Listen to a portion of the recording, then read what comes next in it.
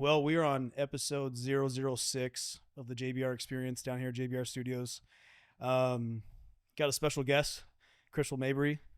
Um, you reached out to me because you saw Noki's story, Right. right? And you have, how long have you known Noki? I've known Noki for probably like good 12 years or so. So good time, Yeah, we good used to run the while. streets together and Also, you guys were like, because you yeah. messaged me a little bit of well, before all that, let's just take a quick second to introduce yourself, who you are, Okay. where you're from, All right. type of deal. So, okay, I'm Crystal Mabry. Yeah, I'm from Moses Lake. I got 21 months clean. that's amazing. Yeah. And so I live in Richland, but came Yeah. over here to So you share my traveled story. in just to get on the Yeah. podcast. Yeah. I'm honored. I'm honored to have Thank you you. here. Yeah. I'm excited to hear your story. Um, you know, I've we've had episodes with Noki. Alec, I know right? My Alec, best yeah. friend. He was on the streets for 12 years. Right. You know, and I think one thing I've come to know is like, as you guys get out of that chapter of your life and get on to bigger, like better things. You're like, it's really cool to see from like an outsider, Right. looking into your story. Um, and that's what this episode's going to be about, is sharing your story, Yes. right? Okay. So wherever you want to start, Okay. like, I think the number one question I always ask, I've asked Noki, I've asked Alec, Vicente, could you think back to like pinpoint maybe a time frame or a moment that kind of kicked off and led you down Yeah. that path? Okay. So I grew up with my grandparents. Okay. And I grew up playing baseball, softball. They did the best that they could to keep me on the right track. I Mm. have a older sister and older brother that they were raised with my mom and my dad. But my mom chose to, you know, chase her boyfriend rather than to raise me. At the Okay. time, at the time that would hurt me.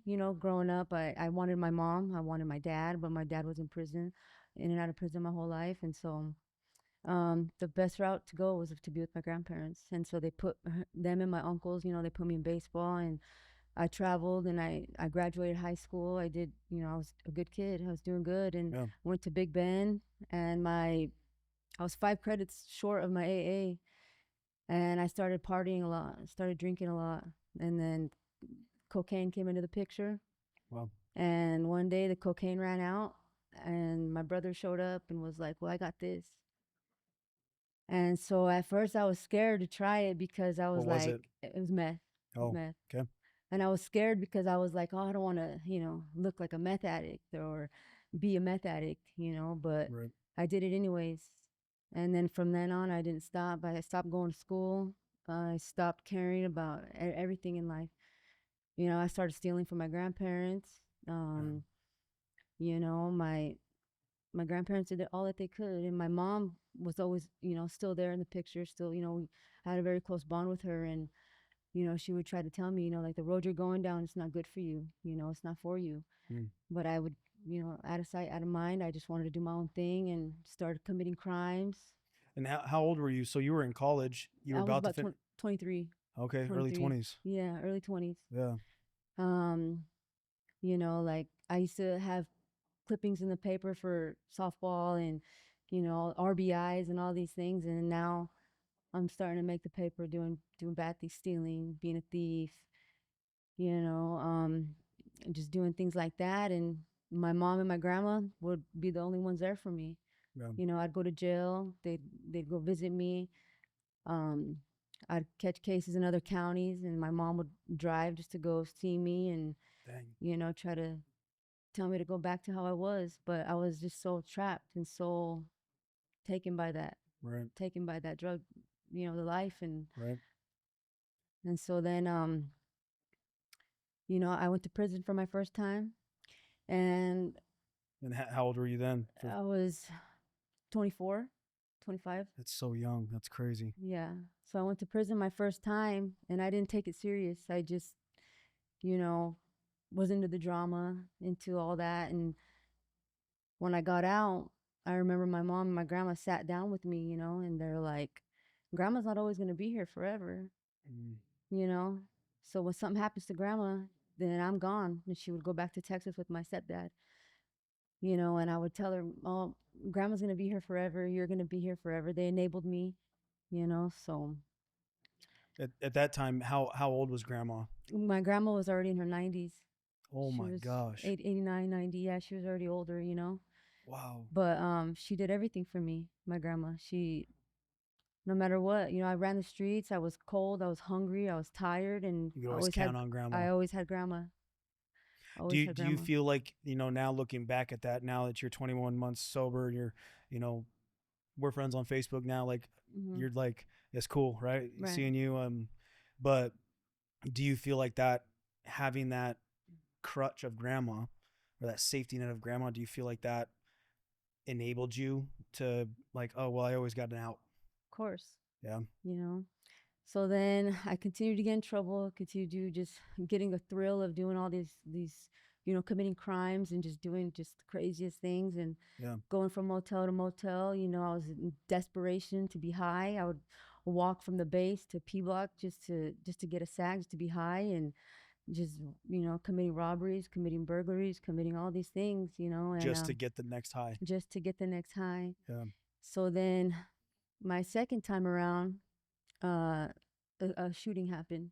A shooting Oh, happened where I was shit. involved, and I was on the run for about 6 days, and my mom finally convinced me, like, I need to talk to you because you need to turn yourself in. This is an important time, and I'm like, no, like I can't.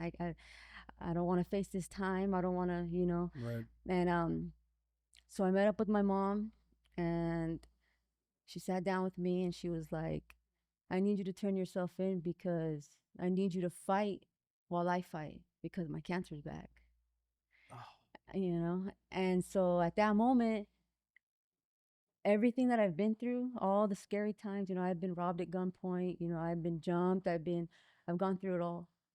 But that moment when my mom told me that, I just felt total fear, total fear. It just shook me because I knew I was grandma still alive at my this grandma's point? still alive. My grandma was Okay. right there with her. Okay.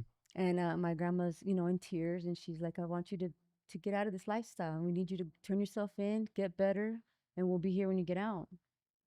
Man. Yeah. And so I did it for them mostly, So I turned myself in.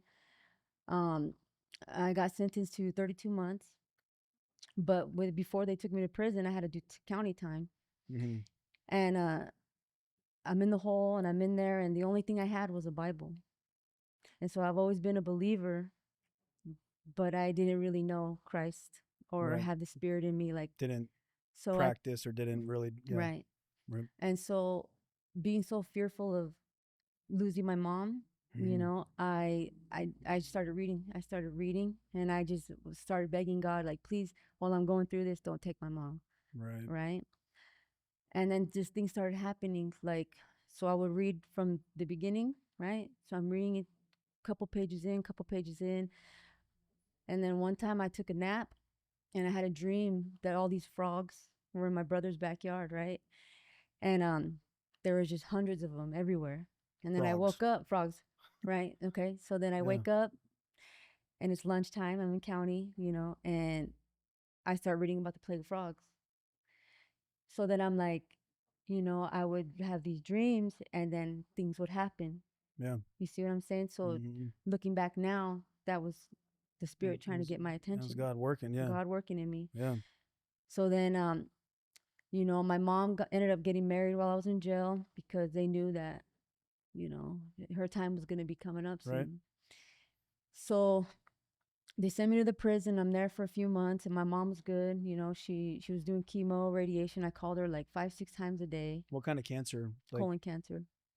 okay. And I'm in there, and they sent me to a TC program in Yakima. Mm. So they took a few of us prisoners to the Yakima County Jail to do TC therapy. What's TC? What? It's just like a therapeutic community, a treatment, intensive treatment. Oh, okay.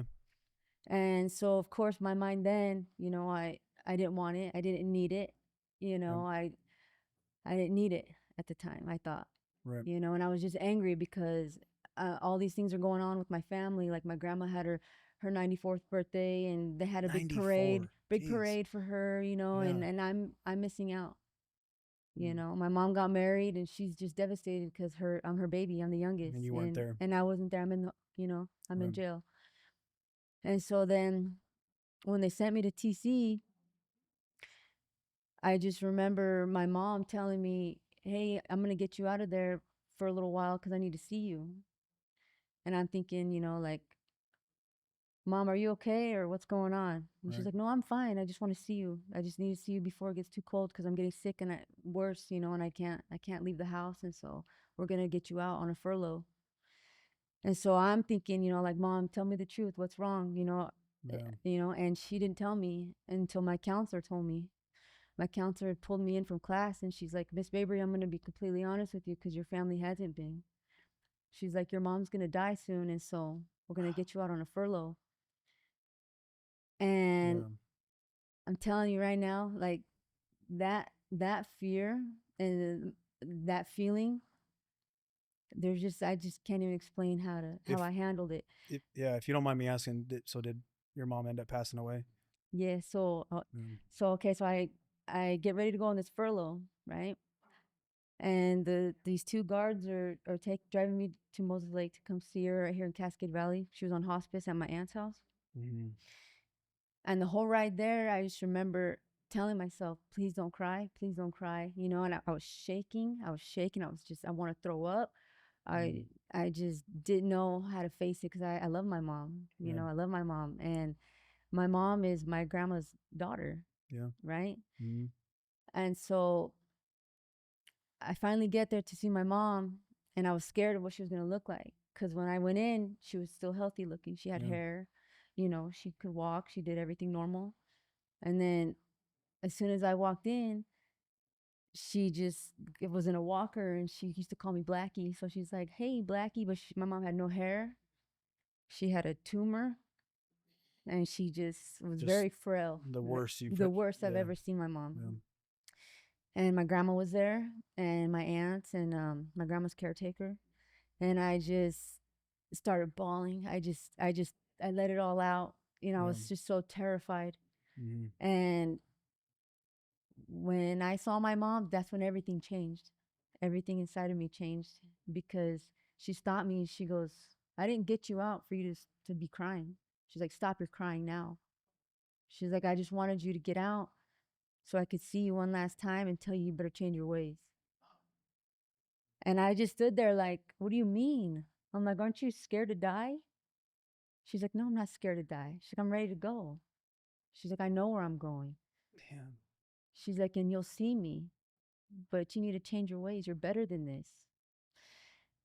And when my mom told me that, I just felt different. I felt like a relief. I felt like a That's peace. enough. That's enough to change anyone. Yeah. Man. And I was dreading the hours because it was only 3 hour furlough. So 1 hour would go, 2 hours would go. And to see my mom suffering the way she was, though, um, a part of me, I didn't want my mom to be like that. So Mm. now I'm begging God. At first I was like, "Please don't take her," but now I'm like, "Please take her," because she just looked, like it Pain, killed me. miserable. Yeah. Pain, Yeah. miserable.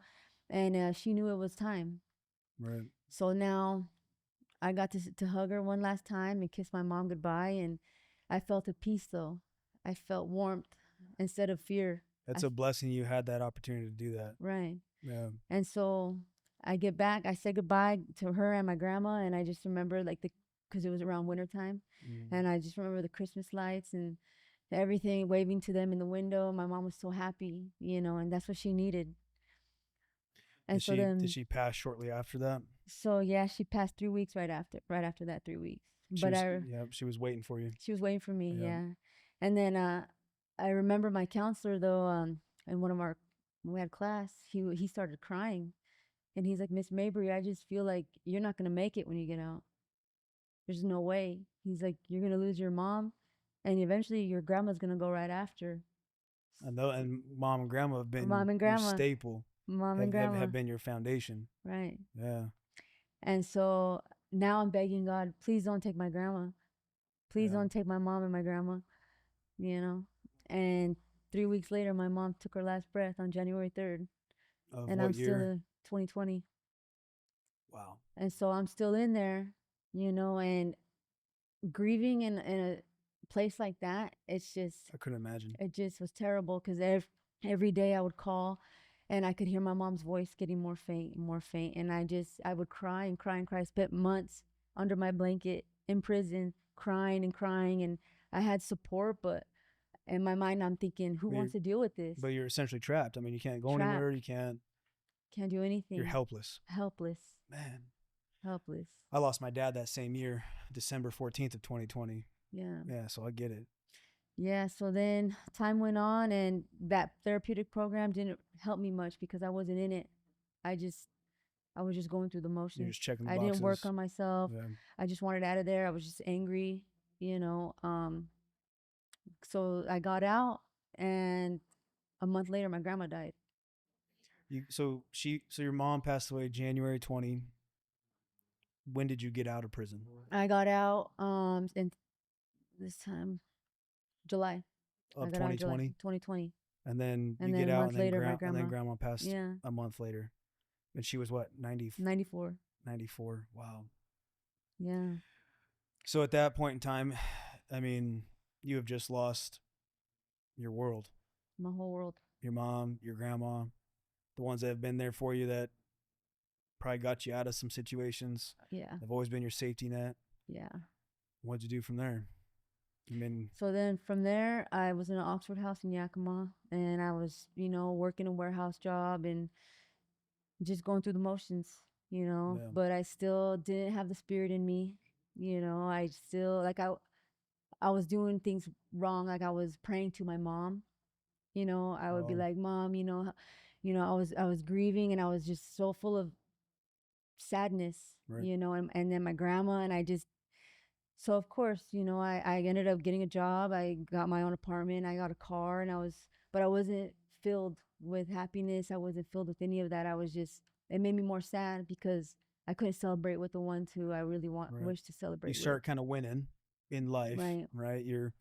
Because at this point in time, so you did 32, you said 32 months in Yeah. prison. Yeah. So at that entire time, you were clean Yeah. and Well, sober no. I was still using in there too. in prison. Yeah. I was still Oh, using in shit. there here and So, there. but once you got out to the Oxford house, you have to be clean You have to be because clean. you have random UAs, Right. right? So at the end of that Oxford house stay, I started using. Oh, when you got your own place. Yeah, right before I got my Damn. own place, I was like, well, once I get my own place, then I can do what I want, you know? And so I saved up and then I ended up doing it. I made it and I was Mm, still working, but slowly but surely you start losing things. And, start. Damn. and my boss at work would always tell me, you're the last one to show up and you're the first one to leave, and I didn't take my life serious and I just chasing that drug again and just, and then everything happens for a reason, right? 100%. And so 10 months goes by, I'm still just running loose, getting high and And still working still working, but eventually stop working. because you got fired or Quit. quit. Yeah, quit. And Okay. then, so I remember being in Spokane, right? And I was, at the Walmart, at the tire center right there. Mm-hmm. So my tires were all messed up. I had a tweaked out car and I was just, How old were you at this point? this was what, like, Were you closer to 30? this was just probably like 3 years ago. Yeah, 3 years Okay. ago now. Yeah. Jeez. And how old are you now? I'll be 37 in August. Okay. So So now, you're 34 at this yeah, point. yeah. Okay. So now I'm over here in Spokane, and I see somebody walking up to me, and it's somebody that I used to run the Mm. streets with, and he's clean. He's like in construction clothes, and he looked at me and he's like, "Damn, Crystal," he's like, "Your ass needs to go to prison." He's like, "You look like shit," and I'm like, and I wanted to cry because I knew he was right, and I wanted But the you had just help. got done with the prison stint. Yeah. Well, so this is right before my third time going in.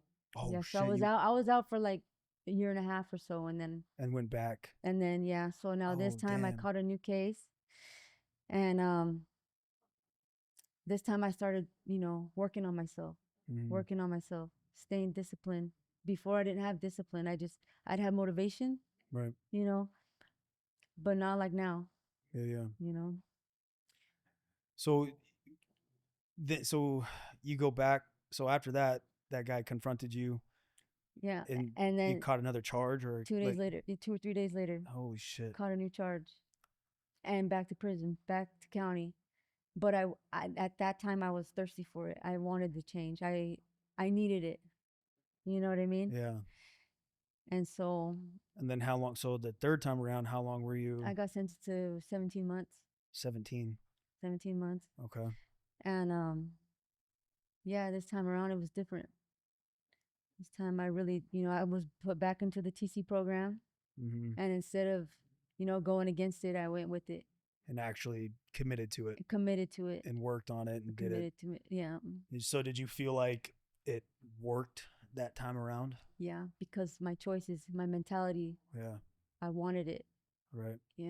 So So so that puts you into, so then once you get it, so you do 17 months, I did 11 on 17. 11. Yeah. Okay.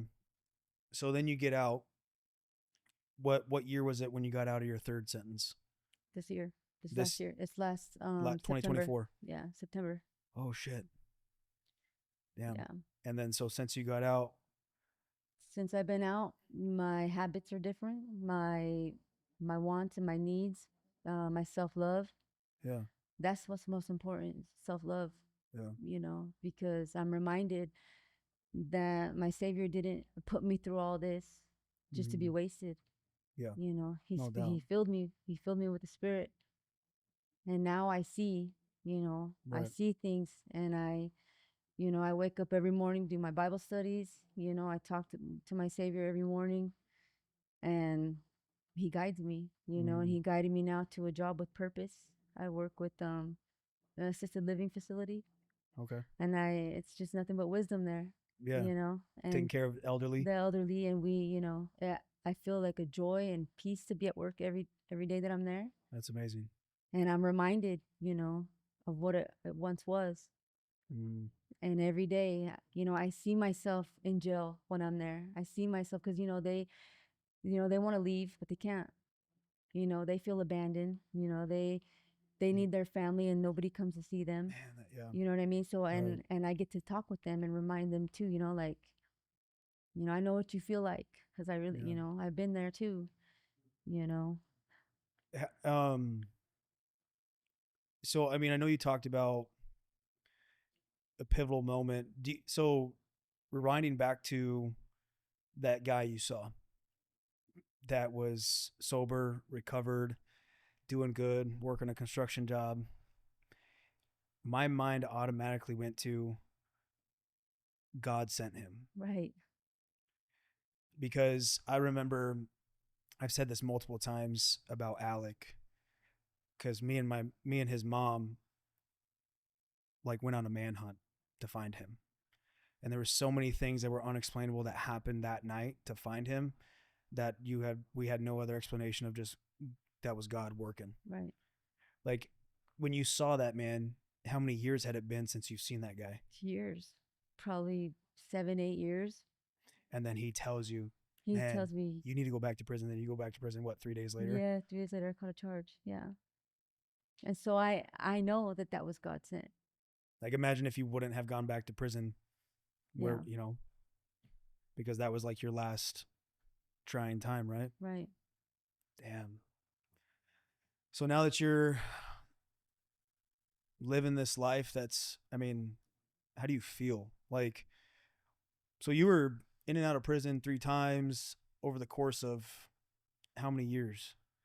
All the way Uh, from 23, 20, 24 to yeah, 33 23 or all the way something. to 34, yeah. 34 years old.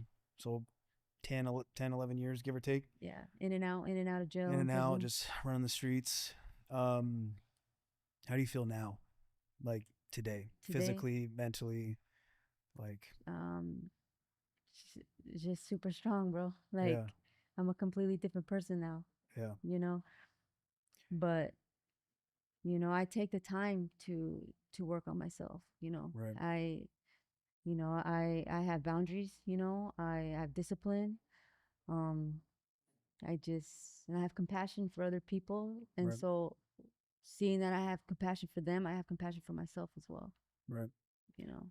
Do you ever find yourself like any certain kind of moments or different things that might be triggering you seeing someone that you used to run with that maybe hasn't made it to the recovery side? They're still running the streets. Do you ever see that? Do you ever like have any moments that like you got to really have the discipline to stay locked in? So when I got out this last time, my partner over here, she was still using when I got out.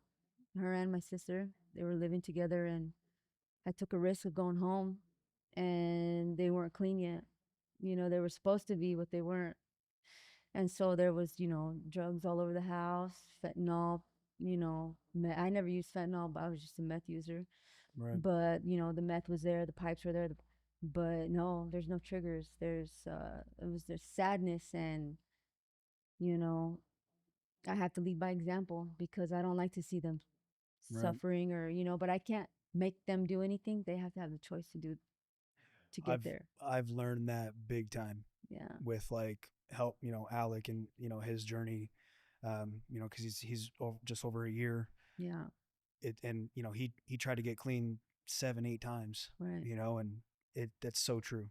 right. Like you can't force someone to do it. No, They have got to make that choice right. and got to want it. Yeah. So I encouraged her, my partner, you know, I encouraged her to go to treatment, and she did, you know, and Hmm. she's got 10 months today, 10 months clean today. That's So it all worked amazing. out, Congratulations. That's awesome. you know, but it, Yeah. And you um, guys are actively like in recovery together, and like right. that's awesome. And Yeah. fueling each other and doing Right. that's awesome. But so she does her own thing and I do my own way, you Yeah, know. because y'all are different at the end of Right. the day. I Right. think, and that's another huge lesson I've learned Yeah. is everyone's recovery is so different, Right. right?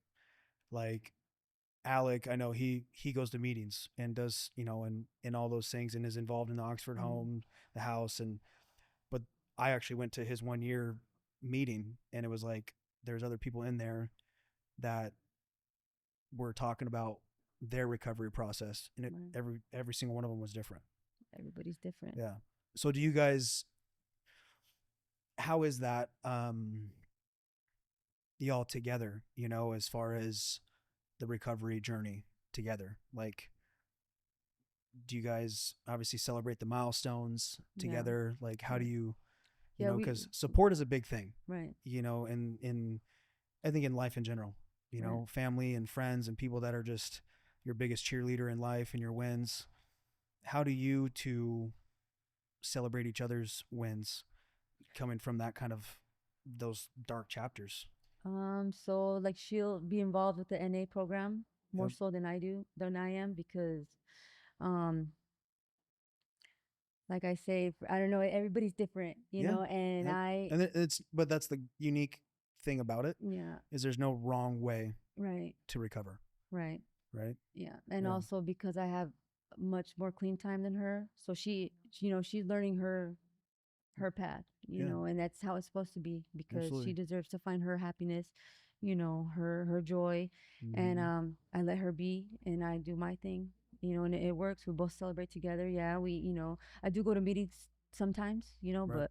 but um, you know, we have sponsors and Yeah. you know, um, I don't know, it's just we work it out. It's good, you know. You're there when she needs it and she's there when you need Yeah. it. Yeah. Yeah. No, Yeah. that's awesome. That's cool. Yeah. If you could I think this is I've talked to multiple people that have had the recovery story, right? And I've asked similar questions, but it's like one thing, like if you could sit there and tell someone that, like a piece of advice, um, to someone that is struggling to get clean, that has tried it multiple times, that has failed, or that is brand new, fresh to the recovery journey, because I think that's equally as hard. I mean, I've never been in. I struggled with mental health severely um, when I got out of the Marine Corps in 2020. it's not addiction, but it was still it was a huge struggle for me. Um, but what kind of advice would you give someone that would, that's on that path? The advice I would give is to just love yourself, to know that we truly are worth it. Yeah. Um, we're all loved. We all got family. We're all meant to be here for a reason and to help Mm-hmm. one another. And if you're struggling, you just let it all go. Let go of anything you're attached to that's holding you down, and Like holding you down into that as in lifestyle. the chains of addiction, yeah. Yeah. The drugs, a lot of people say, well, I don't want to go to treatment because I don't want to leave this and this behind. But there's so much better out there Mm, once you do let go. Let right. go, and then the Savior will reward you with so much more. Right. But you got to keep faith and you got to keep pushing hard. Fill yourself up with love, self love, Yeah. because that's how I think. I don't ever want to go back to looking how I used to look. Oh yeah. 98 pounds. Just Jeez. dirty. The Yeah. whole lifestyle is just and suffering and begging, and I just won't put myself there. Right. And now I work hard. I work because I deserve a good life. Yeah. Everyone You does. know, we all do. Absolutely. Everybody does. Yeah. And you just got to find your purpose, and happiness will come along. And the drugs, the cravings, the triggers, find discipline, find things that make you happy, find things that, replace the habit, Right. you know, and, so No, that's pretty. Yeah, I would agree with all of that stuff. I think one thing, because I was born and raised in Moses, and this is a big topic, right? In like today's community, in our community today, homelessness, drugs, right? The sleep center being shut down. It's a very controversial thing going on. mm, There's a lot of discussions and debates all over social media, you name it, right? And everyone's got an opinion, right? Um, but I think one thing I believe in that helps people recover is having the support right, from friends and family. right. But that's not always the case. Um, like you lost your mom and your grandma, your biggest supporters.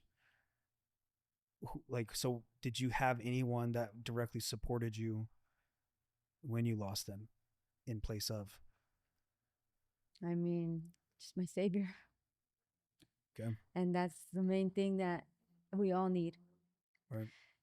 you know, and it's just a true thing. Like my dad used to tell me, read your Bible, get into Christ and things like that. And I'd be like, yeah, whatever, dude. Like, Yeah. I didn't see it like I do now, because it's, you got to keep faith because it's true, it's real, Yeah. you know, and he shows me signs all the time. Mm, I'll dream something, and then something happens and I'm like, okay, like, and it's just, yeah. so whoever's out there suffering without support, you know, look to above. That's all you Mm, need. Some people say, oh, you can't do recovery alone, but you're never alone. We're never alone, yeah. you know. You just got to stop and yeah, stop and look up, or stop and pray and be present. Pray and Yeah. be Oh yeah. present. Slow down because life is busy. Life is fast.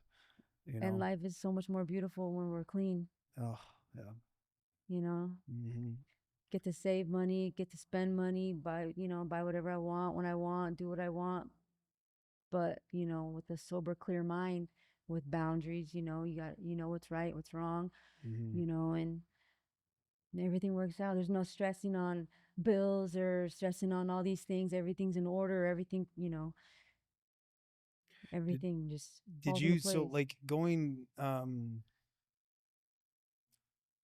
like cat being in prison 3 times, all of those charges and stuff, did you struggle like finding a job or really trying to like get a foundation built underneath of you Yeah. because of all of those you know those bad times? Well, so most of my charges are older than 5 years, Okay. and the most recent one It was just a trafficking stolen property, and Okay. so it didn't really affect me, and you know, Thank so God. thank God. Yeah, because that's not the Thank, case.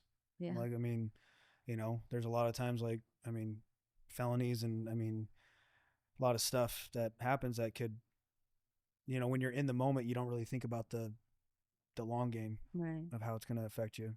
Like you yeah. had mentioned when you first went to prison, you're like, you didn't really care. I didn't care. No, Yeah. Jeez.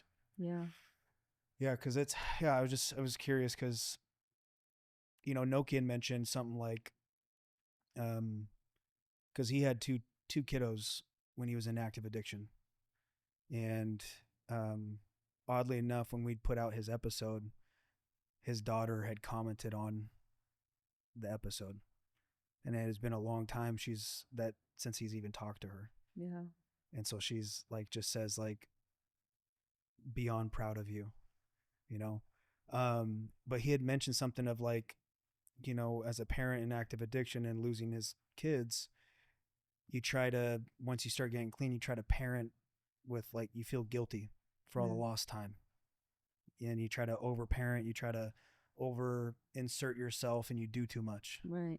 Have you ever felt like, now that you're clean, you got your job, you're living a life that you've always wanted, have you ever felt like you are trying to do too much or trying to over anything like that? No, No. like I keep it simple. Yeah. Love that. I just do my routine every day. Every day I have routines, Yeah. and if I'm not working, I'm at the gym. But I have joy in me Mm-hmm. when I'm working out. I love Mm-hmm. my habits. You know, I have joy studying my Bibles, my books. I just find joy in everything that I do. Yeah. And when I'm not at work, or if I'm not at the gym, I'm taking a hike. I'm hiking. You're active. You're I'm doing active. stuff. I'm Yeah. active. I'm Mm. active, and but the reminders of addiction are never gone. They're always there. I could be In what having kind of form, as in, if you don't mind me asking? so like as in, if I'm going on a hike, and I see everything's beautiful. Mm. Everything's beautiful. The sky, everything to me, you know. And I remind myself, like there was once upon a time not that long ago where I'd be walking from here to there, from the base to peninsula, from just chasing and chasing and chasing the drugs, and so I always tell myself, even when I'm working out, if I could do all that then I can do all of it now that I'm healthy, and Mm. I admire all those times, and you know So I it kind of just fuels you it to, fuels me. My dark times fuel me, yeah. you know and then when I'm at work, I'm taking care of somebody. I'm responsible for these people. Right. And at first, one of the residents told me, hey, your haircut's a little suspicious, you know. And I'm like, is it the haircut or is it my tattoos? And Neck she's like, tattoos and stuff. Yeah. no, it's the haircut. But at first I didn't know if they were gonna trust me. I didn't know how it was gonna be, but now I'm just very connected with the elderly people But and the actions residents. speak louder than Yeah, and anything. they tell me, like they like it when I'm there, and I bond with these people, and they teach me a lot, and I see my mom, I see my grandma, I see the pain is always there, Right. you know. And when they're Eh, having hard days, I relate to them and I tell them, talk with them, and that makes me feel good, because and I know that I'm supposed to be there. And how long have you been doing that? Be going on 3 months Oh, so it's working. brand new. Yeah, it's brand new. That's awesome. Have you lost anyone? Has any of your, patients or, The residents, residents yeah, we have lost one. really? And Does that so? And the reason why I ask that is, does that bring up um, triggering emotions of losing your mom and your grandma? no, it just gives me emotions of like everybody's on a journey. Yeah. Everything's teaching me something. Right. And so, like the resident that passed away, she had once told me, it was her, she had just turned 91. And I told her, you still got a lot of life in you, Patty. And she's like, honey, this is the beginning of the end. And those words stick to me. Like, A lot of things that are said, Wow. I'm aware of things, and then and then she ended up passing just weeks later, you know. Isn't that I find that so fascinating, and that's like because like, when we're young, we don't think about that, No. right? You don't think about the end. I've always said like sometimes like, I've seen this quote. It's like I wish we would know that we were in the good old days when we were there, right? And but it's very interesting to me like when you do see elderly Mhm. 90s. I mean, that's a long life. Yeah. They've seen a lot. Like, could you imagine all of the changes they've seen, right? Mhm. Um, but it's always kind of like almost a common theme that they're at peace, They're at peace, and they want to be with their which is husbands or like wives that have so, passed on. which is like so God. You know what I Yeah. mean? Like Yeah. it's wow. Yeah. And so when I'm there every day, I give it my best because he's watching, Yeah. and I never know when it's going to be their last time that I get to see them or take care of Right. them. And, I get to shave their faces and just little things like that, that to me, it means a lot. Right. You know what I mean? It's part of my healing. I You was know what I'm I was gonna saying? ask that. Do you feel like it's kind of like a therapeutic? Very, Yeah. very. Yeah. Yeah. No, that's man. And so, yeah, when I do think of my mom frequently, I think of Yep. my grandma, I think about all my losses, but I'm healed. Yeah. So I don't ever have days where I'm like, oh, I want to use because I'm feeling some sad type of way, or no, I don't have those. If I'm feeling sad about something, I'm hitting the gym. I'm Mm-hmm. hitting my boxing workout in my backyard. I'm You're staying doing you're doing active, healthy things. healthy things. Yeah. I try to eat healthy. Right. I'm not perfect, but I do what I can, and I have a responsibility, and that's to take care of myself Mm-hmm. and to take care of others. That's amazing. Wow. Yeah. That I mean, that was a kind of a down and dirty story, but that was I think you have a lot to be proud of. Yeah. A lot. And um uh, the one thing that I thoroughly enjoy about people sharing their stories, it truly shows that it's possible. It's very possible. Um, because I think sometimes, and this could be applied to life in a lot of different ways. Like when I was struggling with my mental health, I even attempted to take my own life, but I always sat there and thought, I'm like, there's no way I'm gonna get through this. Like it was just the devil working, you know. And it's probably a common thought for a lot of people that are running the streets, that are doing those things. Because I know Alec has mentioned it before too. Mhm. Is like, well, I'm already here. Oh yeah. I'm already in this lifestyle. I've already been doing this for so long. Why not just continue to do it because Right. it's all I know, or something, you Right. know? So like that's got to be challenging to try to break that cycle, right? Right. Like and I think that's the big issue on getting down the recovery path Right. is breaking the cycle, Breaking the cycle by filling yourself up with love, right? because when we're out there, there's no love.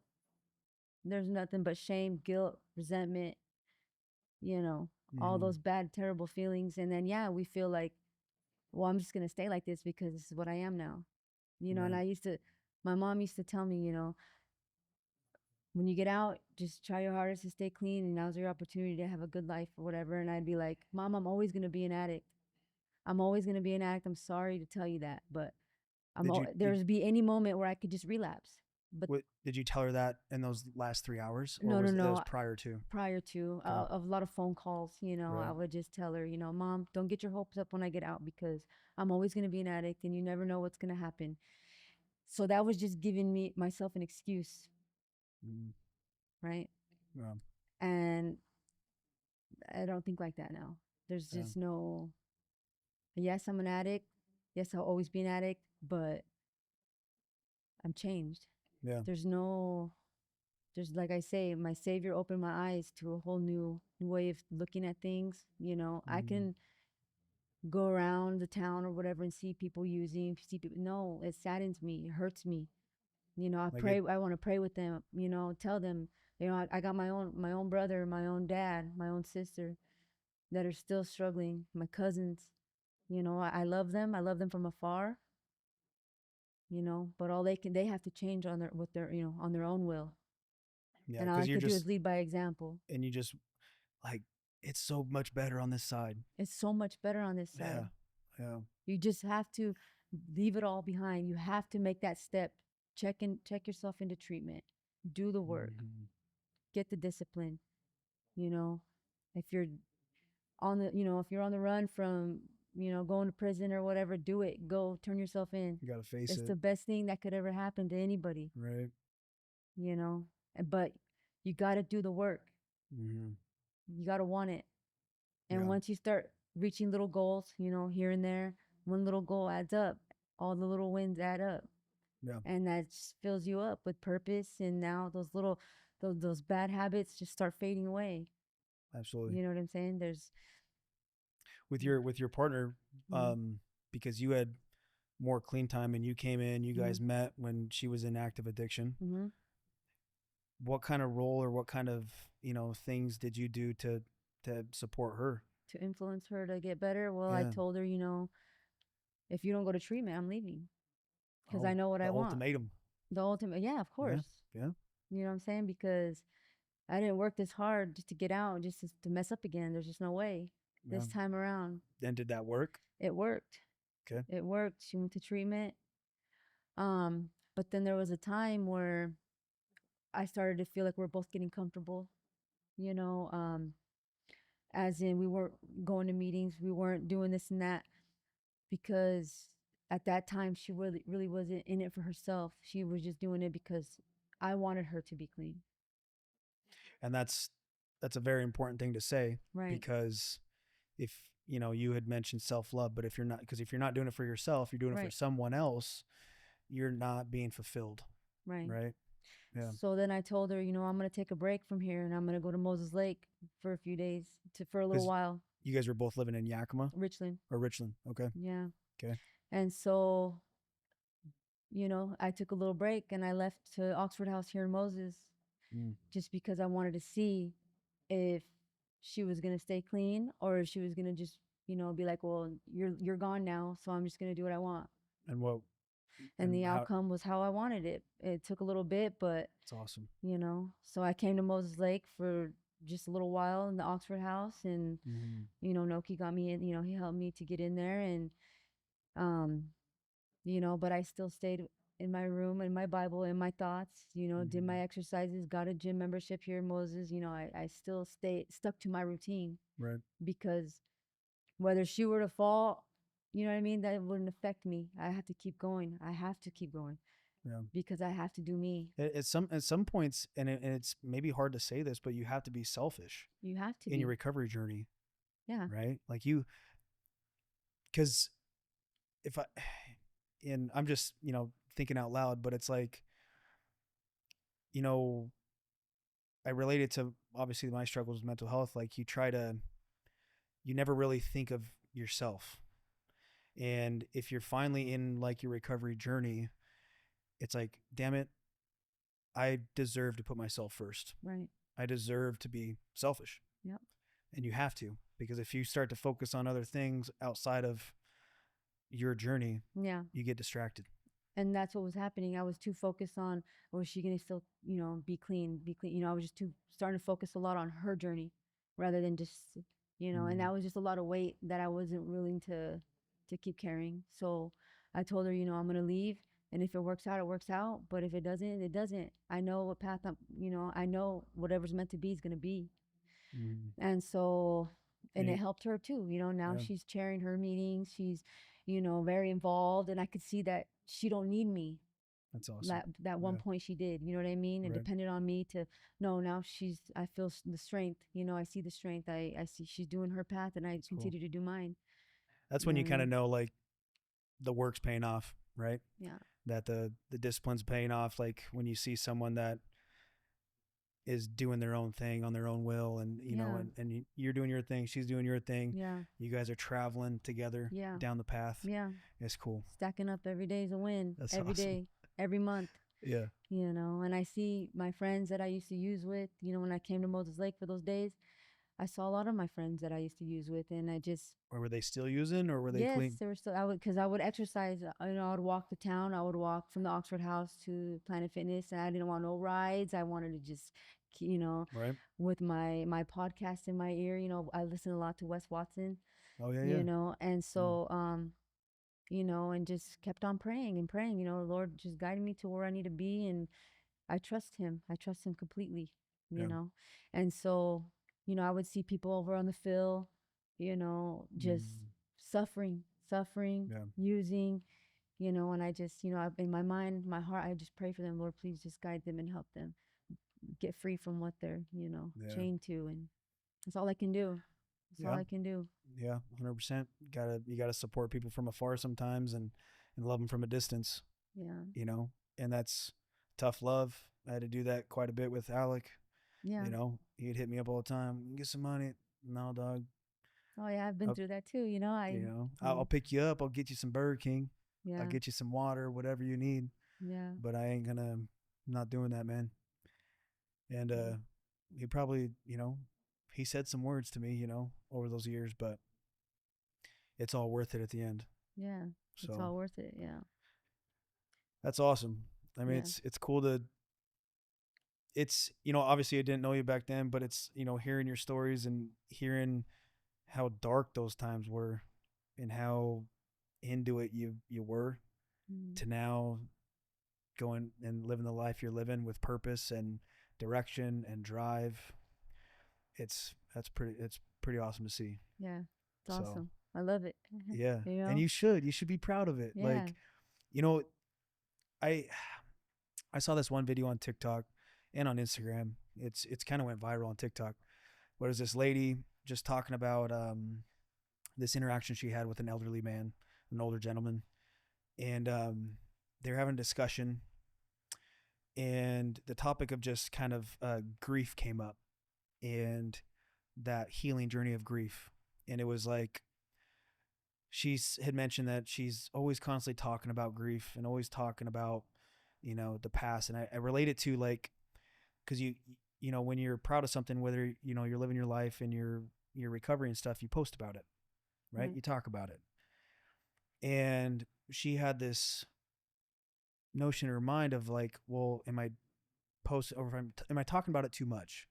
Or do you think my friends would get annoyed of it? And the older gentleman just said, if that's what keeps you here, keep doing it. Right. And like that hit me like a ton of bricks, Right. because if you have to just continue to post your successes in your journey with recovery, mental health, anything, your wins. I post about the studio all the time. I'm proud of this place. Right. You know, um, do you feel like that helps you in posting those things of like I think of the last post I saw was like you're in the gym, Yeah. and you were like posting some motivational stuff, and Right. that was cool. Right. Do you feel like that helps you Of course. kind of Yeah. stay disciplined with it? Yeah. Because, like I say, I've had a really dark, dark, dark path back then, Yeah, and a lot of my friends, a lot of Moses Lake, everybody in Moses Lake knows how I used to be. What I once was when I was like in baseball and all that, all my friends would still see me, like all my teammates ended up being, all successful, and they all had all these good job, teachers, coaches, all these things. And then here I am, on the streets committing all these crimes in and out of jail. They would have boundaries with me too. I'd be like, yeah, hey, can you send me some money? Because, I'd give them some excuse, and they'd be like, look, bro, no, like, yeah. and then that's where the shame and the guilt and all that came in. Mm, And so, posting all these things on my success and things like that. Yeah, I'm trying to show my family that are still struggling. My friends, I have lots of friends in all different types of counties, all from prison that got out, yeah. all these different jails. I still bonded with a lot of those people, and I hope that they can see if I can do it, they can do it. It's kind of like an online diary, I Yeah. guess, if you will. Yeah. right? Like a public diary to where Yeah. people could see it Right. and be like, yeah, And if you, somebody doesn't like it, or they're, like, oh, you're doing too much, they well, could unfollow you. that's not my Yeah. problem. You know what I mean? Yeah, 100%. Yeah. Yeah. But you just, that's the beauty behind it, is you just never know that one person could be down and out and feeling a certain type of way, and God could put that one post that you posted in front of them right when they needed it. Yeah. They could, God could take this episode and put it right in front of them Right. when they need it, When they need it. and that's the beauty behind it. Yeah. So And I have faith. I have faith that, you know, anybody can overcome. yeah. Anybody. Any one of us. Mm-hmm. But you just gotta want it and start prioritizing and just keep the discipline. Yeah. Build yourself and just keep the saviors number one, and you'll get through. Mm.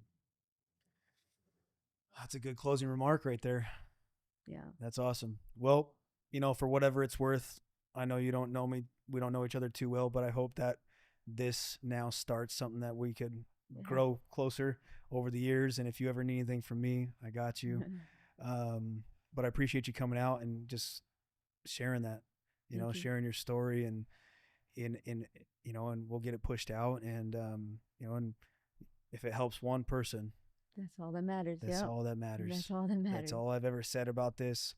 And it's been pretty amazing to see people reaching out and saying the things like, man, I loved hearing this episode, or hey, you being vulnerable and sharing your things is really I'm going to go back to therapy.